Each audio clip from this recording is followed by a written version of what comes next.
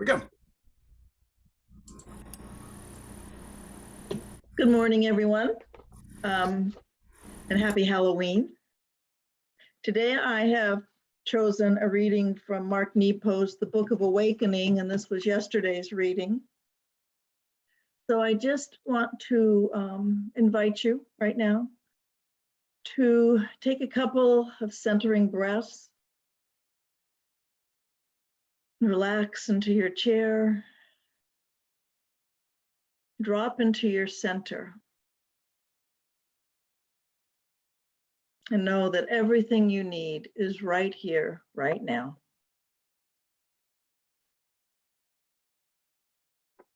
Salmon have much to teach us about the art of facing things. In swimming up waterfalls, these remarkable creatures seem to defy gravity. What the salmon somehow know is how to turn their underside from center to tail into the powerful current coming at them, which hits them squarely, and the impact then launches them out and further up the waterfall. Their leaning into what they face bounces them further and further along their unlikely journey. The salmon offer us a way to face truth without shutting down. They show us how leaning into our experience, though we don't like the hit, moves us on time and again, though we'd rather turn away. It is the impact of being revealed through our willingness to be vulnerable that enable us to experience both mystery and grace.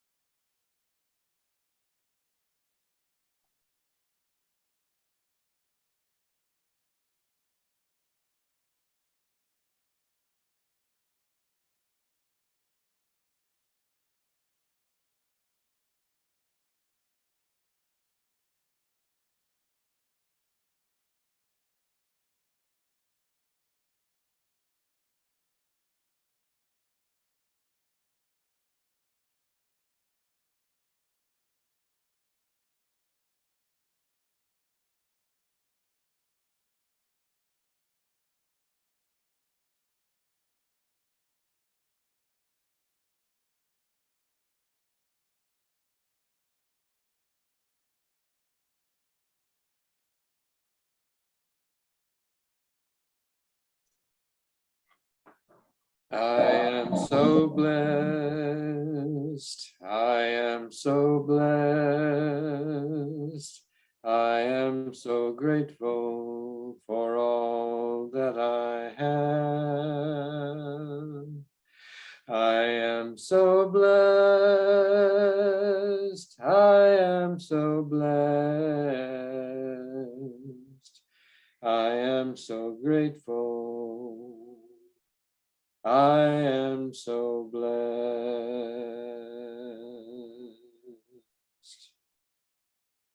And we are all so blessed to be here today, to celebrate our community, our connection, our oneness. And as this gathering unfolds, I know that we all recognize that we are all part of the one, the wholeness, the beauty and the love that is the divine, that we are at our very center, a light of this divine, a seed of the love. And as we come together, we express this, we allow it to unfold and flower in our very being. And I am so blessed to be here today and to be willing to open myself to new and greater expressions of truth. And hearing the words of Dr. Dennis to know that once again, we will be inspired, uplifted, and carried along into the flow of life. And so I simply let it be. And so it is. I am so blessed. I am so blessed. I am so grateful. I am so blessed.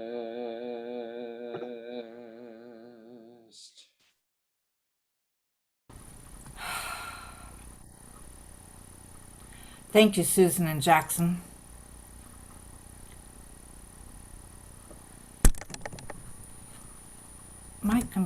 There we go.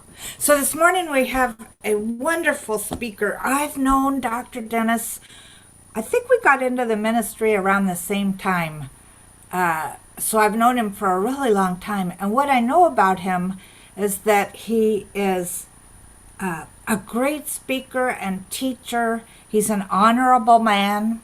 And I wanted to share with you, I know you probably read all about him in the newsletter, his whole bio, but I wanted to share this. His vision is to guide people to their purpose, knowing that when one fully awakens to who they are and why they are on the planet, they share their gift to humankind and create an enriching life for themselves and the world around them. That's a powerful vision statement. He's also an author. Our book circle has read a couple of his books together, and we really appreciate being able to. I've enjoyed all of his books. And so I would like you to go to the view on your black screen, make sure you're on speaker, and let's welcome Dr. Dennis Merritt Jones. Hey, thank you. It's good to see you, my friend Angelica. It's been a long time since we've seen each other in person. And I just love sitting in for the last 15 minutes, watching you guys kind of interconnect as spiritual community. And what I know is that one of the very first questions I always ask if I'm in the right place, doing the right thing at the right time is, am I having fun?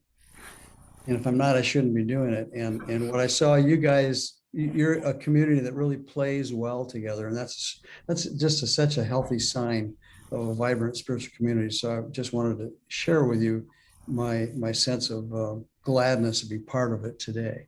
So before I start, we're going to be talking about one of my books. I have a question for you, and and I ask this at the beginning of every presentation I do. So if you've heard me speak before, you've probably heard the question. The question is, how are you breathing right now?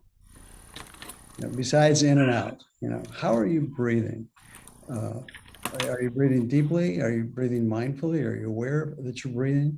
The reason I ask this is that one of the mindfulness practices that I really encourage people to practice is to go with the awareness that your breath, when you're mindful and aware of your breath, it's what tethers you to the present moment. And it's in the present moment where life is waiting for you to show up and to engage fully in it. You cannot participate in life if you're not present in the moment. You're kind of like in a zombie state.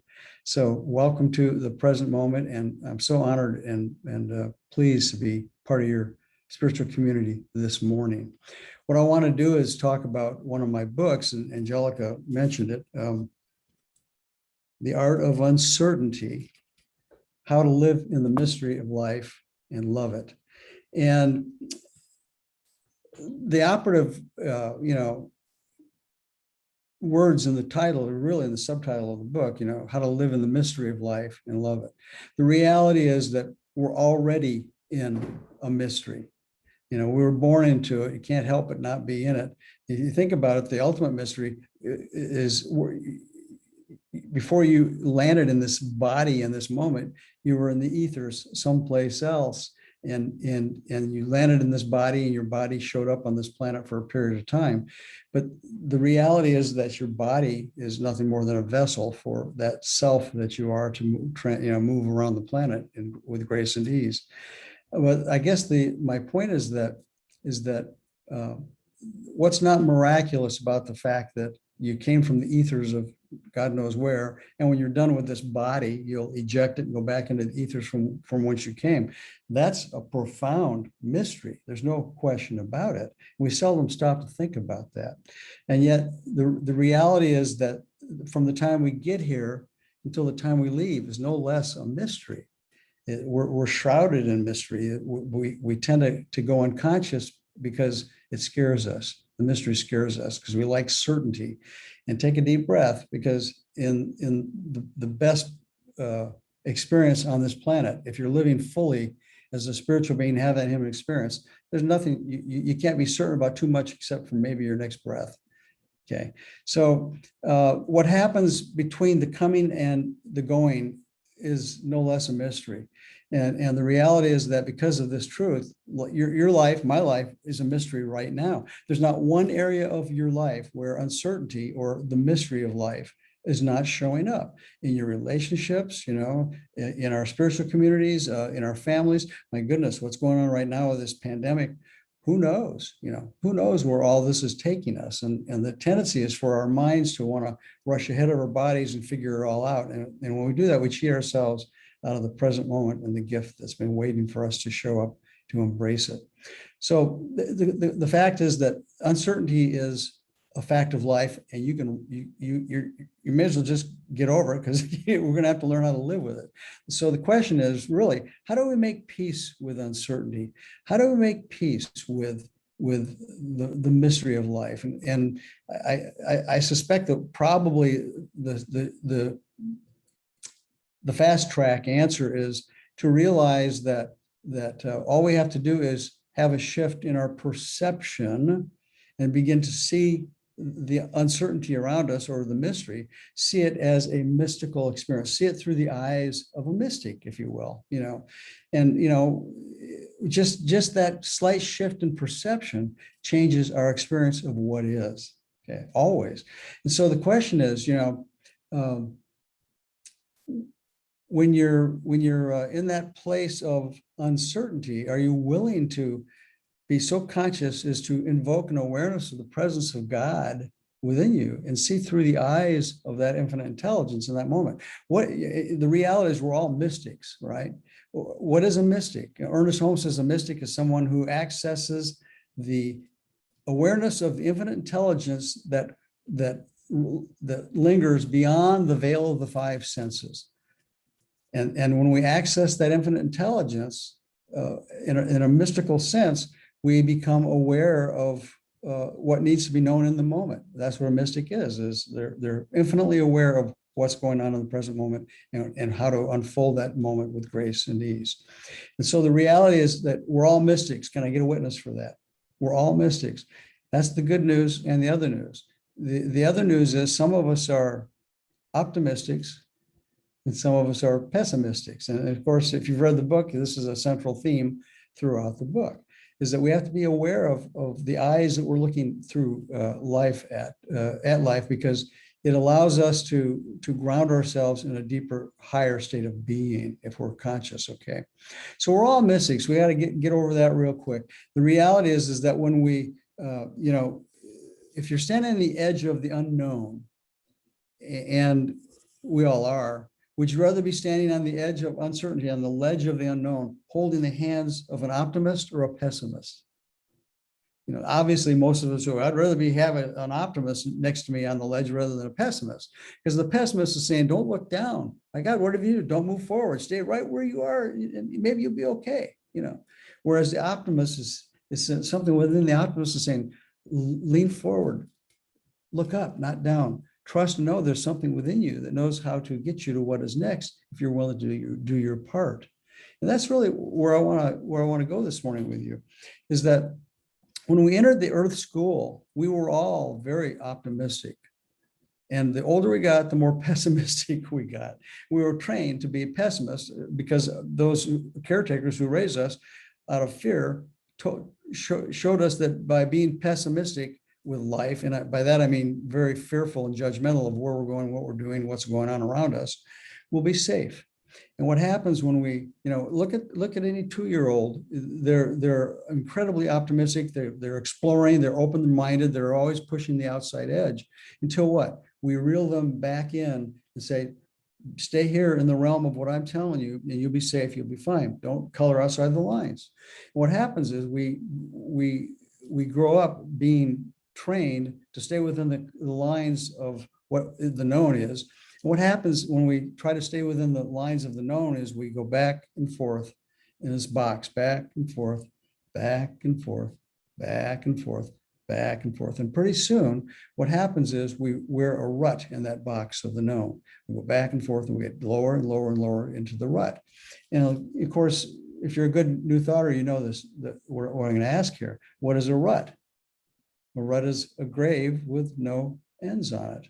And some of us are stuck in that rut, and we've been in that rut for years and years and years. And there's only one of two ways that we arise out of the rut and move on with creating a life worth living. One is because we're inspired through inspiration. We're inspired to come to the edge of everything we know and step forward and move with faith and grace and trust and love. The other is what gets us out of the rut sometimes is desperation. It hurts too much to stay where we're at. And so out of desperation, we're launched out of that rut. But the problem is we launch out of that rut with energy of fear, not trust and faith. Okay. And what happens is that when we launch out of that rut with desperation, we become cause or own effect of that experience. And there's probably no better place to observe how moving to the edge with faith and trust happens with grace and ease than looking to nature. And this is a story that it's a true story. It's in the book. And I kind of use that, I think, in the second chapter to set up the premise for the book regarding fear. The story is about the birds that were living when I was in California, we lived up in the hills and our home backed up in the open space. And we had this beautiful groves of avocados and oranges behind our home. And every spring, it seems to me, the same family of sparrows would come and build a nest up underneath the awning of our home, right outside the big kitchen window. So we could stand in the kitchen window and see these birds building the nest and doing their whole life cycle right in front of our eyes. So we were there I was there standing there that moment that the birds had been hatched. There was 4 chicks. And mom and dad vacated the premises. So the chicks decided this was their day to leave the nest because they were getting too big to stay there. Okay. So the first chick gets out of the nest and he's up on 10 foot up in the air on this rail that's holding the awning up for the patio cover. And the bird comes out to the edge of the railing, and he's a little chicky, and he's flapping his little appendages. He has no idea what they are. You know, they're these crazy little things he's got called wings, right? He doesn't know what they're for. But he comes to the edge of the ledge, and he looks down. And then he looks back up, and he's doing this. And he looks, and this is a true story. He looks down again, he looks up. And I don't read, bird minds, or I don't speak birdese, but my sense is that he was thinking, holy crap. That's a long way down. If I could lose everything, I could fall. But if I stay here, I'm going to die too. I got to do something. So he started flapping his wings wildly, and he leaned over into the call of gravity. And as he flapped his wings and leaned over, he fell into the call of gravity. And guess what? He flew. He flew once around the patio and went out into the avocado grove and lit on an avocado tree, branch of a tree. And there he was sitting there chirping away. The next one comes out of the nest, gets up on the edge, looks down, does the same thing, just leans over, falls in the call of gravity, flies around, lands out on the avocado tree. Third one does the same thing. The fourth bird comes out. He's a little smaller than the others. I guess he was the run of the litter because he's probably in the bottom of the litter, but he was a little smaller. He came out and he did like the rest of them. He flapped his little wings, looking down. He looked up again. Then he turned and jumped back into the nest, which is, and this is a true story. It kind of reminds you of some of your kids, getting them to leave the nest.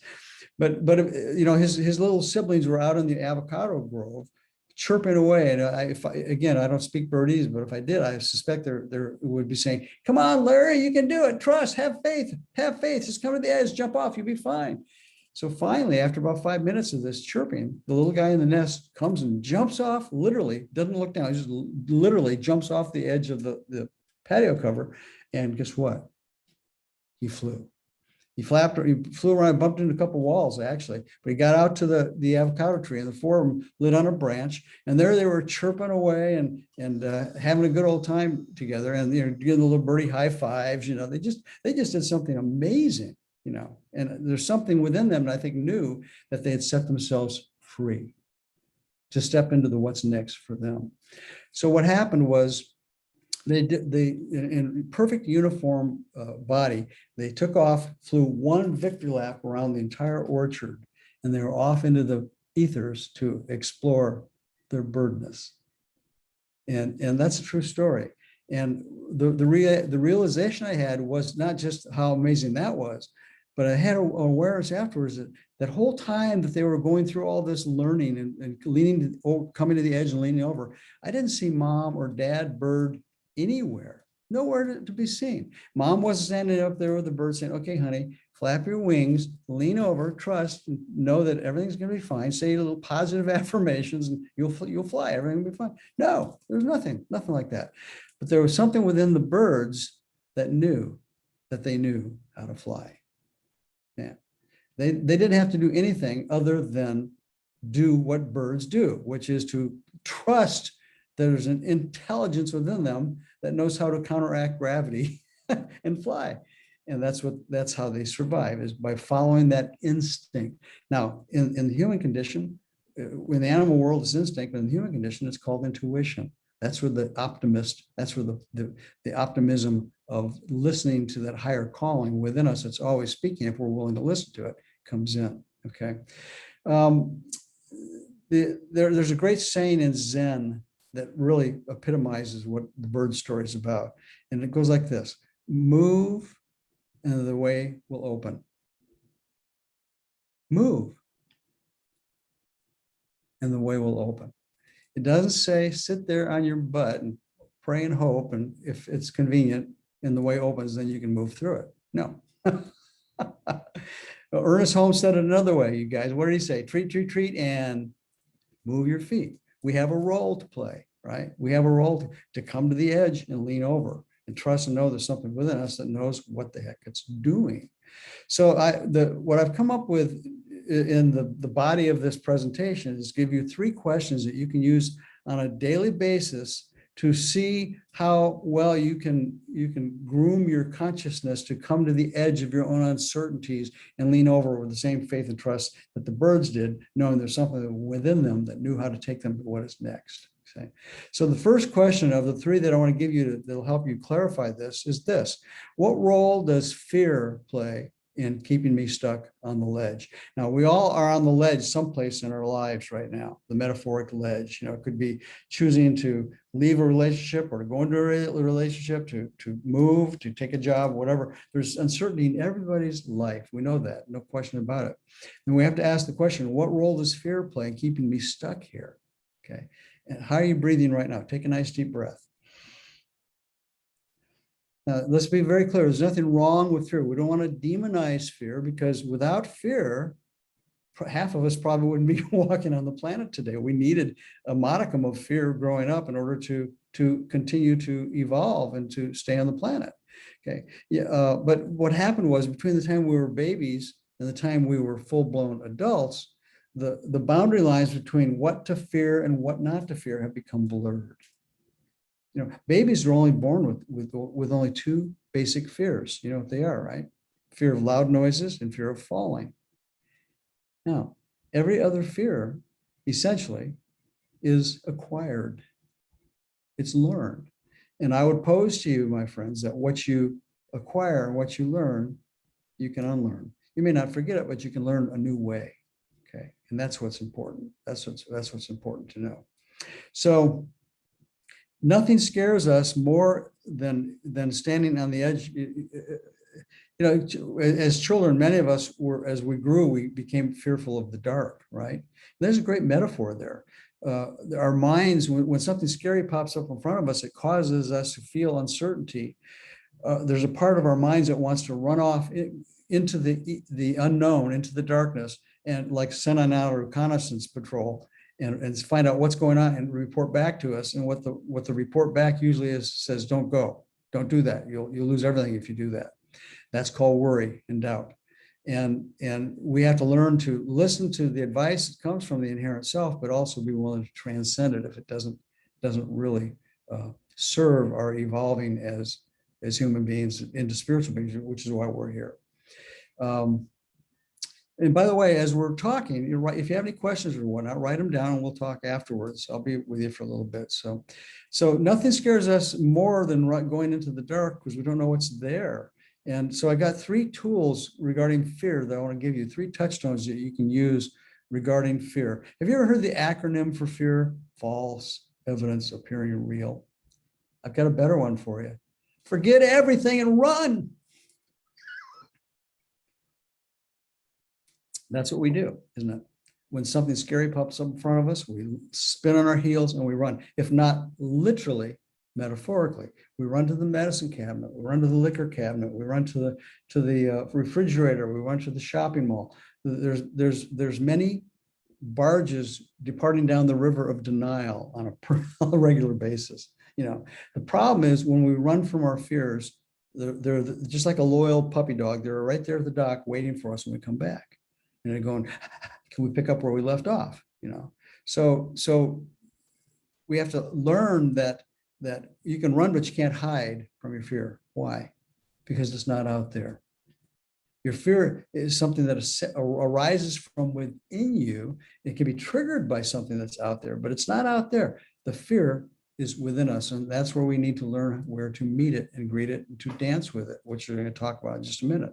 The second aspect, or the touchstone of fear, if you want to think about it that way, is remember this, that all fear is attached to a concern of death or loss, if you will. All fear is attached to loss, a fear of death. Now, it's not necessarily, it could be a fear of death of yourself, your life, or a loved one, but it could also be the fear of the death of a bank account or a career or a relationship, or a reputation. It goes on and on and on with just anytime that fear arises in your life. This is where the third touchstone comes in. Learn how to practice dancing with the fear rather than running from it. We call it in. In the East, they say, learn how to dance with the demons. We have to call them in. And if you can think of it this way, if you have a fear that's palpable and tangible, call it in close enough to hold it in front of you and embrace it rather than run from it, and whisper in its ear and say, oh, master teacher of this moment, what do you have to tell me so I can then ascend beyond you and move beyond you? And if we listen well enough and close enough, our fears have a message for us. They'll tell us exactly what's going on that we need to learn how to ascend or transcend and move around, which that doesn't mean the fears always go away, but once we drag it out into the light of day, we can see it for what it is and learn how to deal with it proactively. Okay. So the realize that you can run, but you can't hide. Realize that all fear is attached to loss of some sort, and ask yourself, what do I fear of losing in this moment? Or when the next time fear arises, and you'll see it's attached to something. And the third, practice to learn how to dance with your fear. Call it in and get information from it. Let it be your teacher before you run from it. Okay. The second question that I would present to you this morning is, you can ask yourself on a daily basis to learn how well you're doing at moving into the living comfortably with uncertainty, is ask yourself this question: what do I need to let go of? And if you really want to drill down deep, you ask, when do I need to let it go too? But you just ask the question, what do I need to let go of? Now, I'll tell you this, my friends, I suspect that everybody on this call this morning probably has something going on in their lives, in their mind, that they are interested in or possibly challenging themselves to know if it's the time to let it go. And here's how you can tell if something is prevailing enough in your life to think about letting it go. Listen to the stories you tell. Listen to the stories you tell. You know what I mean by stories? I mean the things you talk about over and over and over and over. It's oftentimes, ain't it bad? He did, she did, they did, whatever it is, ain't it bad? And we continue to talk about it. And what happens? The more we talk about the story, and the more times we tell the story, what happens? It digs a deeper groove into our consciousness and becomes known as that which begins to become our defining self. We are defined by that fear. And that story that begins to define us. The story, if you tell it often enough, it sticks to you. There's an old country song by Colin Ray. It's called "That's My Story and I'm Sticking It to It." And if you tell a story long enough, your really title would be "That's My Story and It's Sticking to Me." Because that's exactly what happens. And you know what? It doesn't always have to be bad stories or negative stories. It could be good stories. A good example of this is I had one back years ago, 1985, when I first started my church. Whew, that's a long time ago. I had one of my members come to me and say, I need to talk to you. I'm just destitute. And he was an older man. He was 90 or 95 years old. His name was Stan. And he is a sweet little man. He had big periwinkle blue eyes and always wore a cute little suit and little cap to church. And he was a great guy. But I said, what's going on, Stan? He says, well, I have a problem. My dear wife died 5 years ago. 5 years ago. And I want to start dating again. I'm ready to get back into the groove. And now, by the way, folks, there's an optimist for you. Okay, 95 years old. But he said, but I said, well, okay. So he said, the deal is I don't have any problem getting dates. Get lots of dates, you know. The problem is that they'll see me once or twice and then not want to see me again. And it's crushing me. It hurts me badly. And I really need some help. Would you come to my house Friday night so I can make dinner for you and we can talk about it and maybe you can help me out? So I agreed to do it. And I went to his house and sat down and we were eating dinner and talking. And no sooner did the first 5 minutes pass than he started talking about his beloved past wife, who died 5 years earlier. Not a bad thing at all. It's just that it was something he continued to talk about. Then I started looking around the house and I noticed that all the walls had pictures of he and her or just her, right? Her clothes still hung in the closet. Then I realized he's still wearing her wedding ring. Now, none of these things are bad. You need to understand that, my friends. It's not that they're bad. Anything but if what it is holds us from being able to come to the present moment and step into the future with optimism and trust and love and faith, then we need to look at what we need to let go. And I explained all this to Stan. I said, Stan, what you're doing is, with the ladies you're dating, they see this. What you're telling the universe is you have no room in your life for another relationship. And they get it without you saying a word, okay? So we did this little prayer work on it. And he was very open to it, to what I was telling him. And I know the prayer, boy, I was a good practitioner back then. I know the prayer worked because about 2 months later, I saw him walking through the grocery store, true story, arm in arm with his fiancée, a younger woman, 85 years old. But nonetheless, he was able to transcend his own story about how great it was with his beloved ex-wife or past wife. And I think there's a great story there for all of us. You know, many of us are still clinging to some story in our lives that keep us stuck on the edge of the past, either through fear or regret or melancholy, if you will. You know, we need to look at those. If there's nothing wrong with good stories in our life, if telling them, if they don't keep us stuck in the past, if they allow us to move forward, that's a good thing. Okay. It could be I have a book called Your Redefining Moment. You may want to pick that up and read it if what I'm talking to you resonates, because you're in a redefining moment. You ask yourself this question: who would I be without this film, like this story, this person, this situation, this complaint, blah, blah, blah, blah, blah. Who would I be without that? And that's a redefining moment for you if you're willing to listen to the answers that come forward. In the Tao Te Ching, there's a great saying. It's written, when I let go of what I am, I become what I can be. And when I let go of what I have, I can receive what I need. Take a breath. What is it that you might want to consider letting go of today? Sorry about that. I keep knocking my computer. How are you breathing? The third question that you can ask yourself to see how effectively you're allowing yourself to come to the edge of your uncertainties and lean over is this: do I take time daily to contemplate the gift that has been given to me Am I honoring the giver of the gift by how I'm unfolding my life?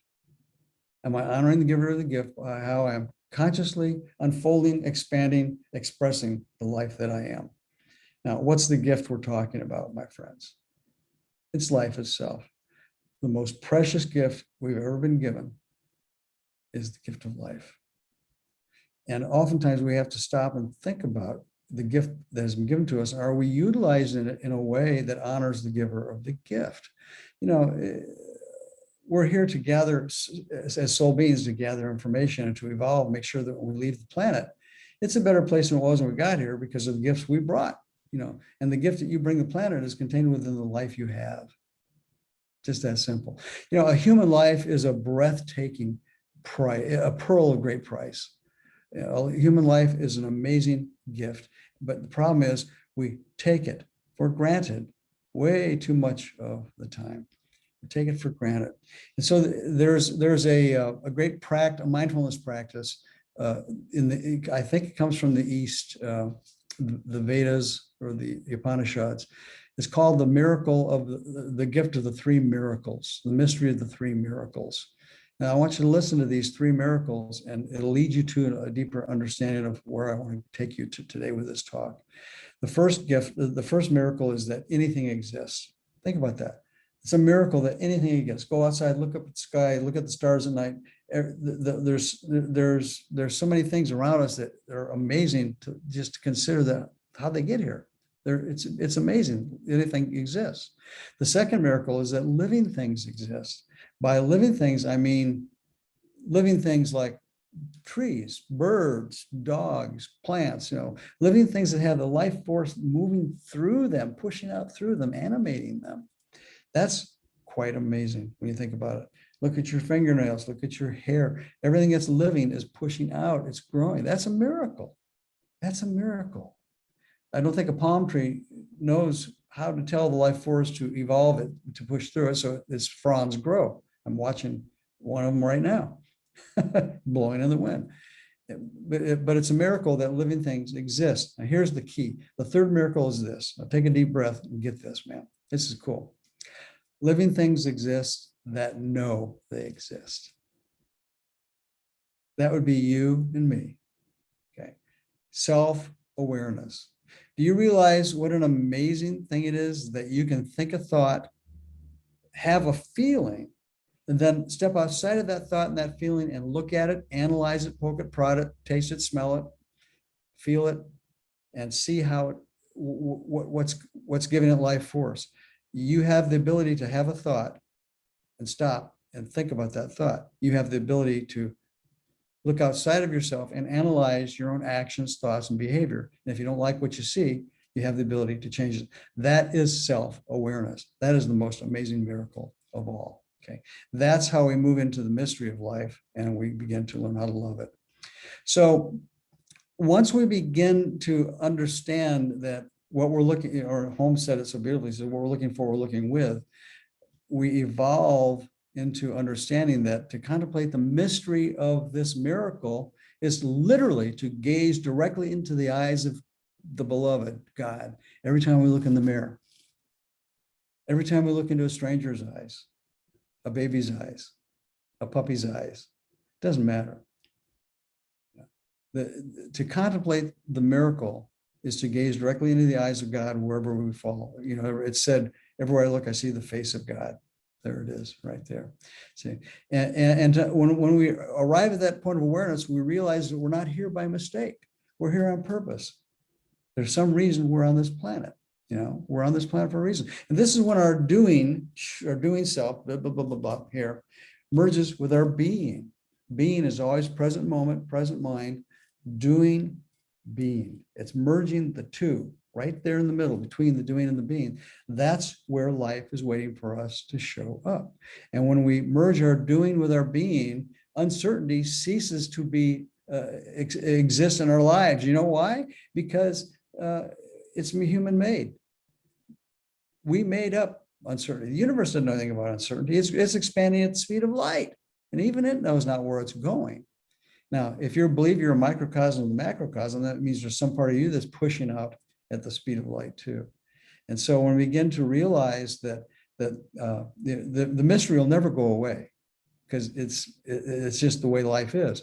But we can learn to realize that we've chosen to become one with the mystery as it unfolds our mission and purpose for being on the planet. We let it lift us and guide us. You know, Richard Bach in his book Illusions gave us a great question, or a great statement. He says, here's a test to know whether your mission on earth is completed. If you're alive, it's not. You're on an unfolding journey of a lifetime, and it is a mystery whether you like it or not.